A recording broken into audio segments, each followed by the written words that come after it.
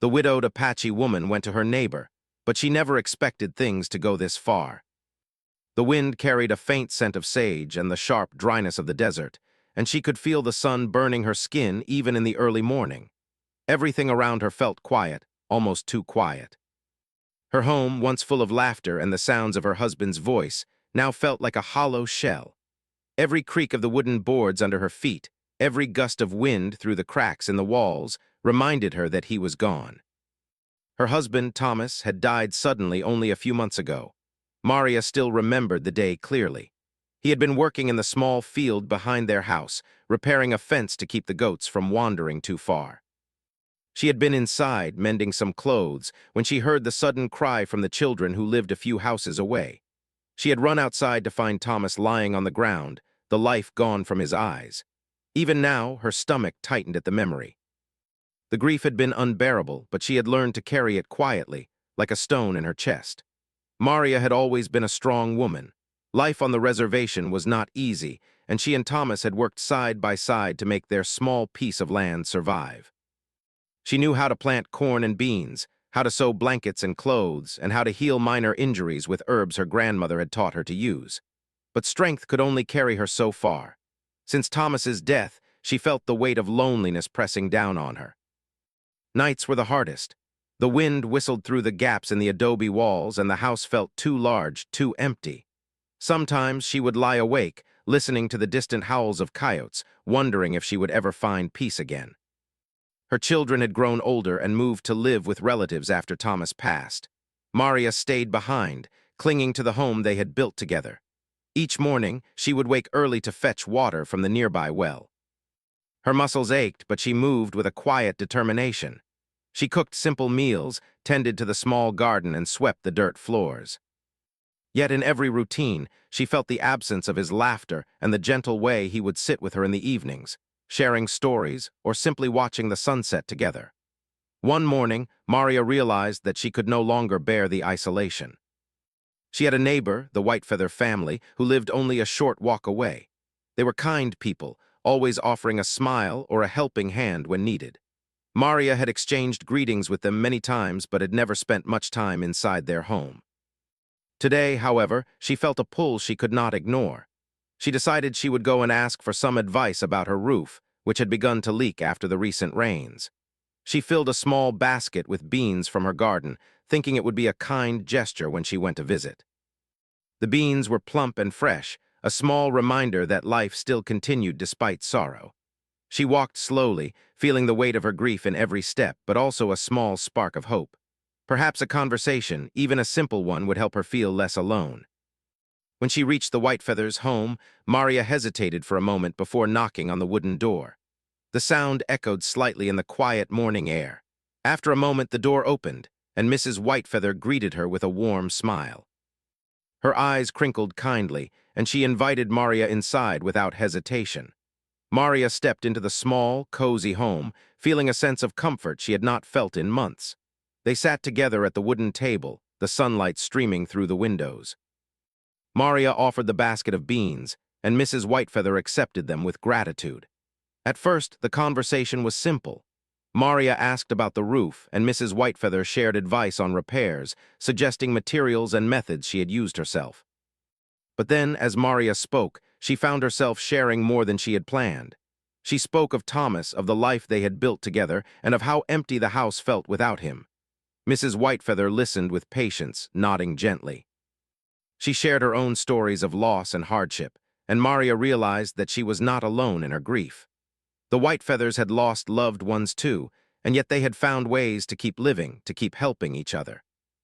As the morning turned into afternoon, Maria felt a warmth spreading through her chest, a feeling she had not experienced in months. For the first time since Thomas's death, she felt that maybe life could go on, maybe she could find joy again, even if it was small and fleeting. Before she left, Mrs. Whitefeather insisted that Maria come back soon, not just for advice about the roof, but to share meals and stories. Maria walked home slowly, the basket now empty, but her heart feeling lighter. The desert around her still stretched endlessly, and the sun still beat down mercilessly, but something inside her had shifted. The weight of her grief was still there, but it was joined now by a fragile hope, a reminder that even in the quietest moments, life could surprise her with kindness. That night, as Maria sat alone on her porch once more, she looked at the stars appearing in the darkening sky. She remembered Thomas, and a tear slid down her cheek. But she also remembered the smiles of her neighbors, the warmth of their home, and the sound of their voices. It was a small step, but it was a beginning. Maria realized that she did not have to face the world entirely alone. The journey ahead would be difficult, but perhaps, just perhaps, she could find the courage to walk it one step at a time. The wind blew gently across the desert, carrying the scent of sage and earth. Maria closed her eyes and breathed deeply. She was still grieving, still lonely, but she was also moving forward.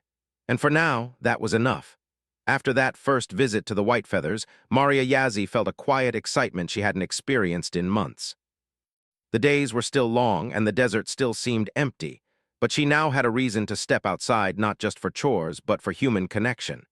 She remembered the warmth of their smiles, the kindness in their voices, and the way Mrs. Whitefeather had listened without judgment. It was strange, almost unbelievable to feel hope again, but Maria knew she could not ignore it. A few days later, she decided to return.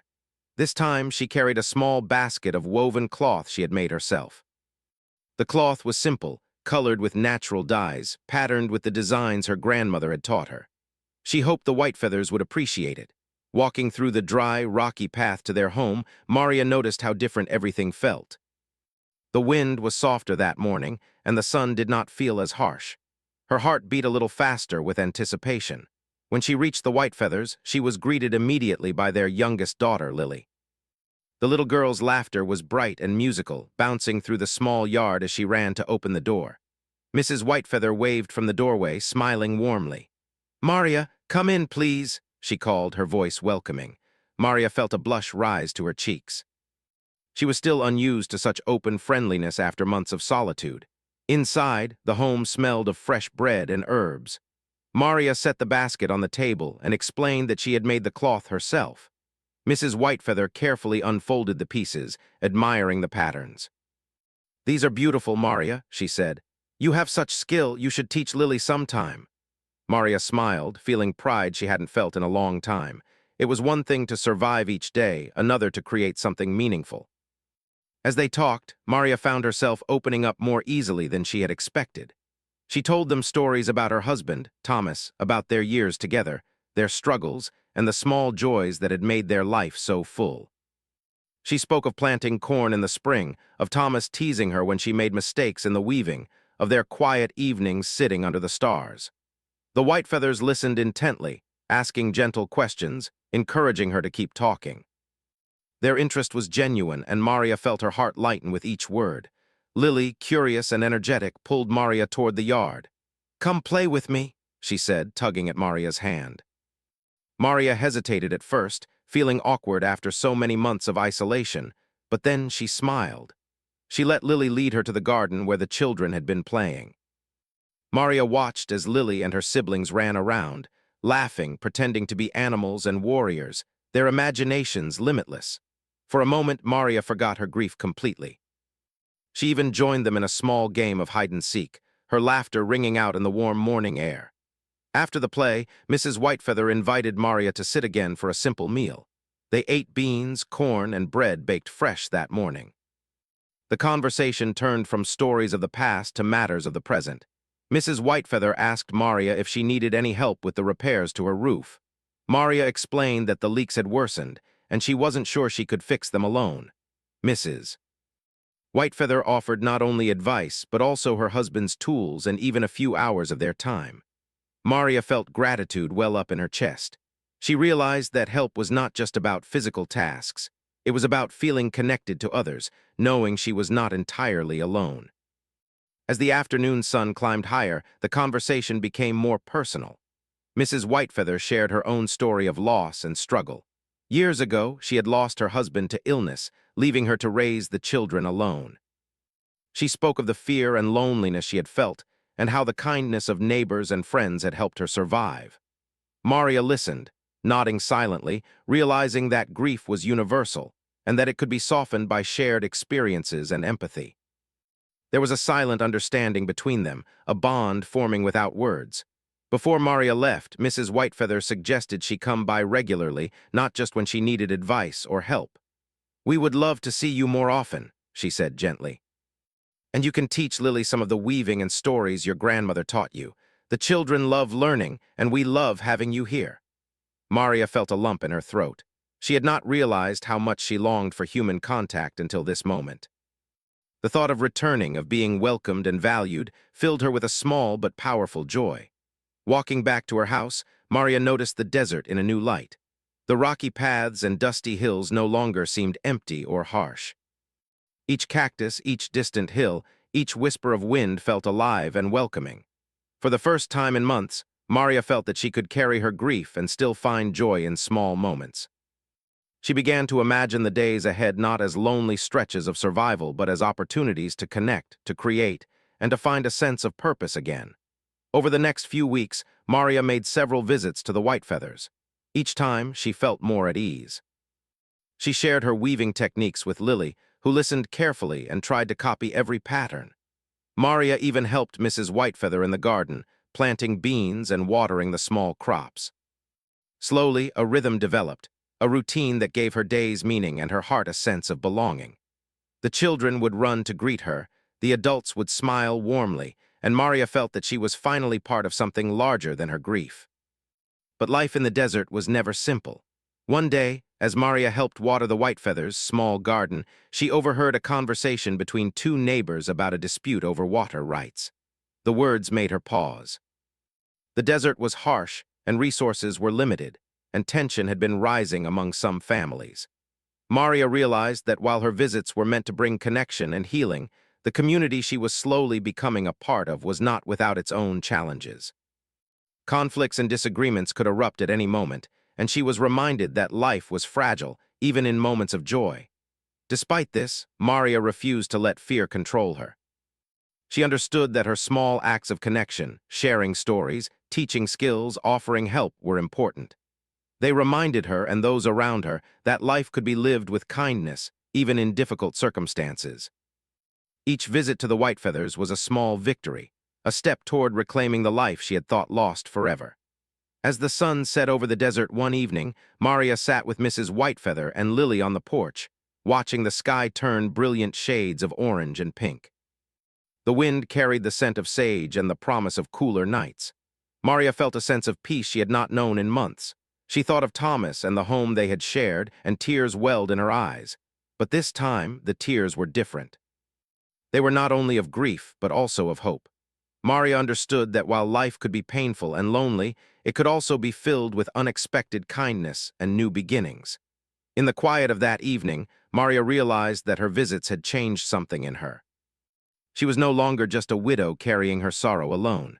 She was part of a small circle of support, of shared stories, and of daily acts of kindness.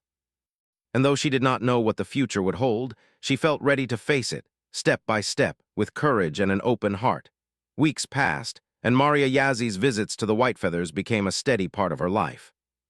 She no longer felt the crushing emptiness that had once defined her days.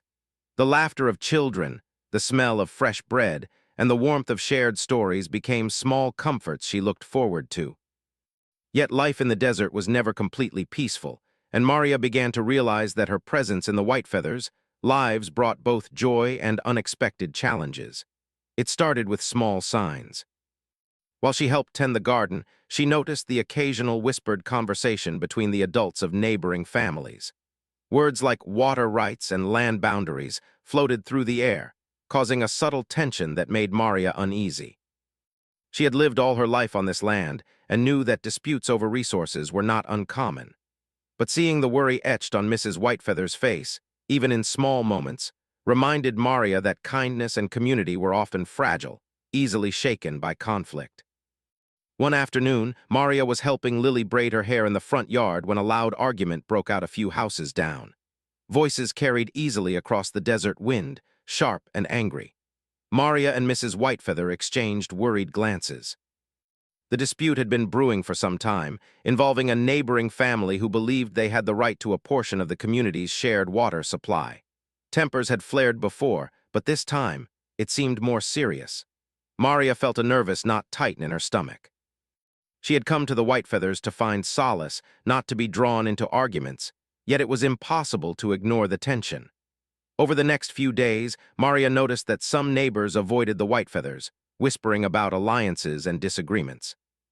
Children played quietly, adults kept to themselves, and the usual openness of the community began to feel guarded. Maria found herself walking a delicate line. She wanted to continue helping and visiting the Whitefeathers, but she could not ignore the undercurrent of conflict. She realized that being close to someone also meant becoming involved in the challenges they faced. Despite the tension, Maria continued her visits, determined to maintain the bonds she had begun to form. She taught Lily and her siblings more weaving patterns, shared stories about her grandmother, and even helped repair small items around the house.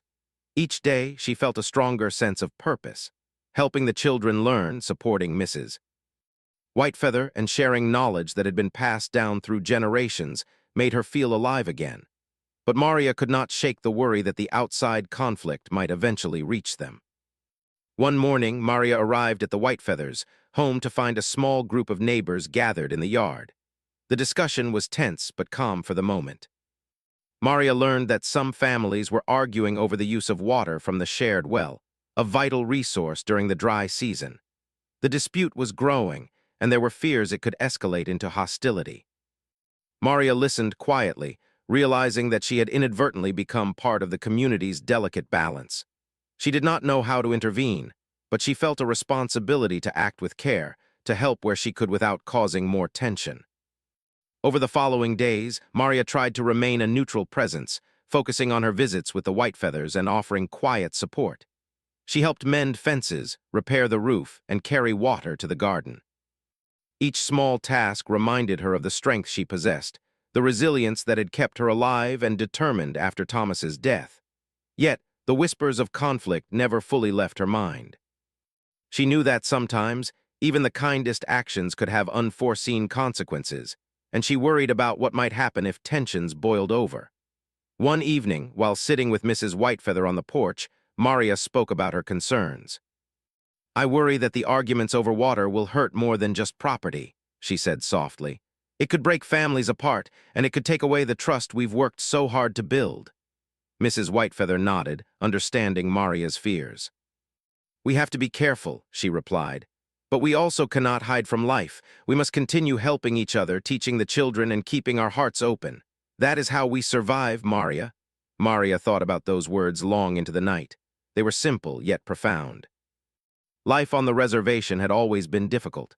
Resources were scarce, and families had faced hardships for generations. Yet, even in the face of conflict and loss, communities could find ways to support one another. Maria realized that her grief, though powerful, did not have to define her entire life. She could still contribute to the lives of others, still be a source of comfort and knowledge, even when the world around them seemed tense and uncertain. The next morning, Maria woke early and walked to the Whitefeathers' home, carrying baskets of fresh vegetables and beans from her garden. She hoped to ease some of the tension by offering practical help. When she arrived, she found Lily and her siblings playing quietly, their laughter subdued. Mrs. Whitefeather greeted Maria warmly but with a visible weariness. Maria set down the baskets and joined them in preparing a simple meal. The act of working together, of chopping vegetables, stirring pots, and sharing stories, felt like a balm against the worry that had taken root in recent days. As the sun climbed higher, the distant sounds of voices arguing reached their ears. Maria felt a flicker of fear but tried to remain calm. She focused on the children, teaching them how to braid corn husks for decorations and explaining the meanings behind the patterns. The children listened intently, their eyes bright with curiosity. Maria realized that even in moments of uncertainty, her presence brought stability and reassurance. She had become a thread in the fabric of their lives, a quiet strength that the children and adults could rely on. By late afternoon, the tension had eased slightly. Maria and Mrs. Whitefeather sat together, sipping tea and sharing quiet conversation. "Sometimes," Mrs. Whitefeather said, "we cannot control everything around us. We can only control how we respond, how we care for those we love, and how we teach the next generation to be strong and kind." Maria nodded, feeling the truth in those words. She knew that the coming weeks would not be easy, that challenges were still ahead. But she also knew that she had found a place where she could make a difference, a place where love and care mattered as much as conflict and fear. That evening, Maria walked home slowly, the desert glowing with the last light of the sun. She reflected on the weeks she had spent with the Whitefeathers, on the small victories of connection, learning, and shared joy. She understood that life would always bring challenges, that conflict was inevitable, but also that moments of peace and hope were possible. Maria felt a growing determination to face whatever came next, not with fear, but with courage and compassion. As she reached her adobe home, Maria paused and looked at the sky, painted with streaks of orange and purple. The wind carried a sense of quiet promise, and she felt a deep connection to the land, the community, and the life she was slowly rebuilding. Her grief was still there, a constant companion, but it no longer controlled her. Maria had discovered that even in times of uncertainty and tension, human connection, kindness, and courage could create moments of light that guided the way forward. The morning started like any other, with the sun rising slowly over the desert, painting the rocks and sand in soft shades of gold. Maria Yazzie carried water from the well to her small garden, humming a quiet tune she had learned from her grandmother. The air was dry but gentle, and for a moment the world seemed calm. Yet Maria had learned from her visits to the Whitefeathers that peace in the desert was often fragile. She had a sense, a quiet intuition, that something was about to happen. It was around midday when she noticed smoke rising in the distance. At first, it seemed like a small plume curling lazily into the sky. But as she walked closer, her heart began to pound. The smoke was thickening, turning gray and black, and a faint smell of burning drifted toward her. Instinctively, Maria began to run, her feet kicking up dust, her mind filled with worry. The smoke was coming from the direction of the Whitefeathers' home, and she feared the worst. By the time she reached the yard, she saw flames dancing dangerously close to the neighboring homes. Children were screaming, and adults were shouting instructions to one another. The wind was strong, pushing the fire toward the houses, and Maria realized that without quick action the damage could be severe. Her heart raced, but she pushed aside fear. This was not a moment for hesitation. She ran toward the Whitefeathers' house, shouting their names, hoping to warn them before the fire reached them. Mrs. Whitefeather appeared on the porch, her face pale but determined. "Maria, quick, the children!" she cried. Maria ran inside and helped gather the children, Lily and her siblings, guiding them outside to safety. The little ones clung to her, their tiny hands trembling, and Maria held them close, whispering words of reassurance. She felt a surge of protectiveness, a fierce determination to ensure they were safe. Her grief, her loneliness, all the sadness that had weighed on her for months was replaced by action. In this moment, her courage mattered more than anything else. Once the children were safe, Maria turned her attention to the flames. She grabbed buckets of water from the well, running back and forth, dousing the edges of the fire as best she could. The Whitefeathers and other neighbors joined her, creating a line to pass water from the well to the fire. Maria worked tirelessly, her arms aching, her clothes damp from sweat and water, but she did not stop. Every second mattered. The fire threatened everything: homes, livestock, food supplies. And yet in the chaos, Maria felt a sense of clarity. She knew her actions could save lives. Suddenly, she heard a shout from across the yard. One of the neighbors, frustrated and angry over the water dispute from earlier weeks, had started arguing again, waving his hands and pointing fingers. In the heat of the moment, someone had accidentally knocked over a container of oil, and flames leapt higher, creating panic. Maria realized that this was no longer just a fire. It was a test of courage, patience, and calm under pressure. She ran toward the man, grabbing his arm and pulling him away from the flames. "Stop! Now is not the time for fighting," she shouted, her voice firm but controlled. Slowly, the anger subsided as everyone focused on the fire again. Hours passed, but gradually the community managed to control the blaze. The flames retreated, leaving behind scorched earth, blackened fences, and a few damaged homes, but everyone was alive. Maria stood, breathing heavily, her body sore but her heart pounding with relief. She looked around at the faces of the Whitefeathers, at the children clinging to their mothers, and she realized that in this moment, something had changed. She was no longer just a visitor in their lives. She was a protector, a part of the fabric of their community. The aftermath of the fire was difficult. Families assessed their losses, repaired what they could, and worked together to restore order. Maria stayed close to the Whitefeathers, helping rebuild fences, carry water, and distribute food. She discovered reserves of strength she had not known existed within her. The small acts of courage and kindness she performed reminded her of why she had continued visiting despite the tension and the disputes. In facing danger, she had found purpose. But the fire also revealed underlying tensions. Some neighbors blamed each other for carelessness, and old grudges resurfaced.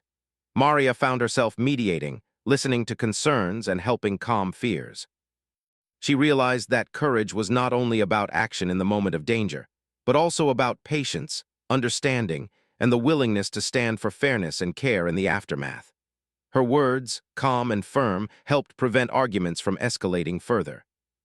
The community began to see her not just as a grieving widow or a neighbor, but as a strong presence, someone who could bring clarity and support in times of crisis. One evening, exhausted but content, Maria sat with Mrs. Whitefeather on the porch, looking at the charred but slowly healing land. The children played quietly nearby, the last rays of sunlight casting long shadows. Maria thought about Thomas, about the life they had shared, and felt a pang of sadness. But she also felt pride, a quiet joy in knowing that she had been able to protect those she cared about. Life had tested her in ways she had never imagined, and she had discovered a strength she could not have known without adversity. "I never thought I would be able to do so much," Maria said softly. "After Thomas died, I felt so small, so powerless, but today I realized that even one person can make a difference." Mrs. Whitefeather nodded, smiling. "You have always had strength, Maria. Sometimes it takes a storm, a fire, or a moment of danger to reveal it. You have helped all of us, not just with your hands, but with your heart." Maria spent the next days helping repair homes and fences, fetching water, and tending to the Whitefeathers' garden. The fire had been devastating, but it had also brought the community closer. Neighbors who had previously argued now worked together, sharing resources and helping one another. Maria felt a renewed sense of belonging, a knowledge that life could continue even after disaster. The experience taught her that courage, kindness, and connection were more powerful than fear or anger. By the end of the week, the desert began to feel alive again. Green shoots emerged from the scorched soil, birds returned to the sky, and the air smelled of smoke mixed with fresh earth. Maria stood at her porch, looking toward the horizon, feeling a sense of accomplishment and peace.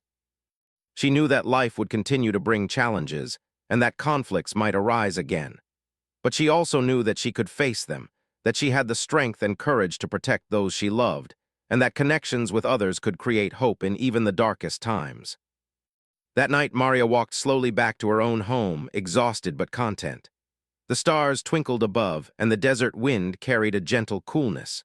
She thought about the lessons she had learned, about courage, patience, and the importance of community.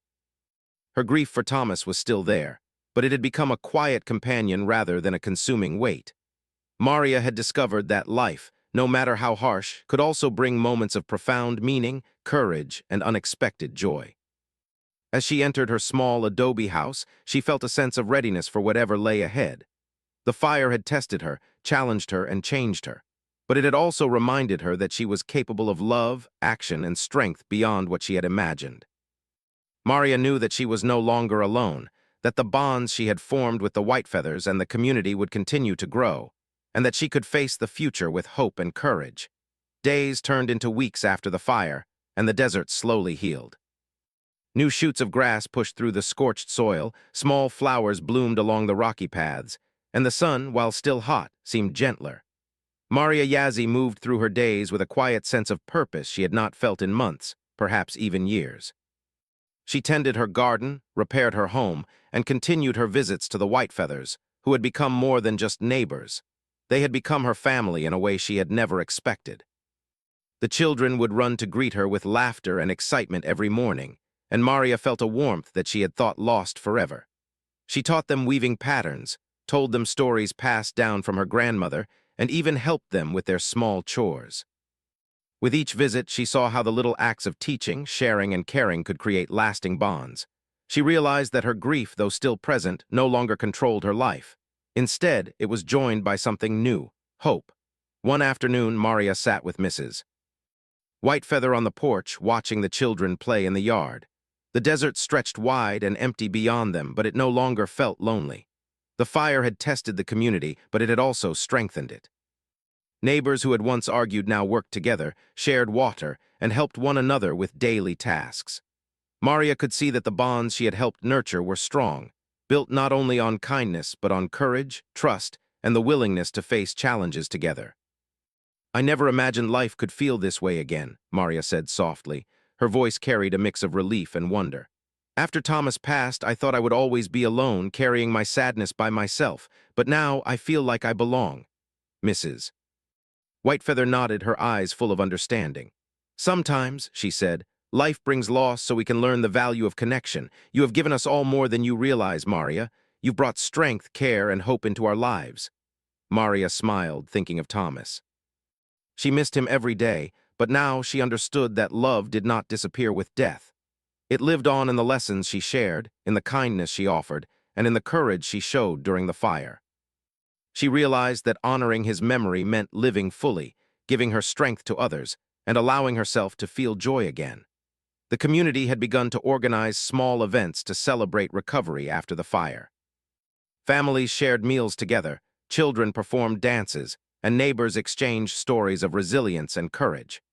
Maria helped prepare some of the food, arranging beans, corn, and vegetables from her garden, while Lily and her siblings helped with decorations. As Maria worked, she noticed how happy and peaceful everyone seemed. Even the families who had once argued over resources now laughed together, shared stories, and helped one another with chores. That evening, as the sun dipped behind the distant hills, Maria sat on her porch alone for a while, letting the cool desert wind brush against her face. She reflected on the journey she had taken since Thomas's death, the grief that had weighed her down, the courage she had discovered within herself, and the bonds she had formed with the Whitefeathers and the community. Life had been harsh, filled with loss and loneliness, but it had also been filled with moments of beauty, connection, and unexpected joy. Maria realized that the fire, as frightening and dangerous as it had been, had revealed something essential. It had shown her what mattered most: community, love, courage, and the small acts of kindness that could transform lives. She understood now that she did not have to wait for happiness to arrive. She could create it with her own hands and heart. She could protect, teach, and share. She could face the future with hope, even though challenges would always remain. Over the next few weeks, Maria continued to work closely with the Whitefeathers. She helped repair fences, taught more weaving, and assisted with household tasks. Each day, she felt more confident and stronger. She noticed that the children were learning not just skills, but also values, patience, perseverance, and care for others. Maria felt proud of her contributions, realizing that even small actions could have profound effects. The community, once strained by conflict, now felt united, and Maria's role in that unity was clear. One afternoon, as she walked through her garden, she noticed a small bird perched on a cactus, singing softly. She smiled, feeling a sense of calm and peace. The desert, which had once felt so harsh and lonely, now felt alive and welcoming. Maria thought of Thomas again, imagining him watching over her, proud of the courage and kindness she had shown. She whispered a quiet prayer of gratitude for life, for community, and for the chance to keep moving forward. Maria knew that she had changed. She was no longer just a widow burdened by sorrow. She was a woman who had faced fear, found courage, and embraced connection. Her heart, though still tender from loss, was full of love for the people she had grown close to, for the children who now looked up to her, and for the community that had become her family. Life was unpredictable, but Maria had learned that she could meet it with resilience, kindness, and hope. As the sun set fully behind the hills, painting the desert sky in shades of pink and orange, Maria sat quietly and watched the world around her. She saw the Whitefeathers tending to their garden, children playing joyfully, and neighbors exchanging smiles and kind words. She realized that life was not about avoiding pain or loss, but about finding strength and connection even when faced with challenges. She had learned that grief could coexist with joy, fear could be met with courage, and loneliness could be transformed into meaningful bonds. In that quiet moment, Maria felt a deep sense of fulfillment. She had faced the hardest moments of her life, endured loss, and discovered courage she had never known she possessed. She had built connections that brought comfort, hope, and purpose. And she knew that, whatever the future might hold, she would face it with strength, love, and an open heart. For Maria Yazzie, The widowed Apache woman, life had taught her an essential truth. Even in the harshest deserts, with the weight of grief and loneliness pressing down, the human heart could find hope, strength, and connection. She understood now that every visit, every small act of kindness, every moment of courage mattered. Life was not just about surviving. It was about living, caring, and embracing the beauty that could be found even after the darkest storms. And so, as the desert night settled in, with stars twinkling above and a gentle wind brushing across the land, Maria smiled softly. She knew that she had changed, grown, and discovered a strength within herself she had never imagined. Her journey had not been easy, but it had been worth every step. She was ready to face whatever came next, carrying grief and love together in her heart, surrounded by the bonds of community, courage, and hope that would guide her forward.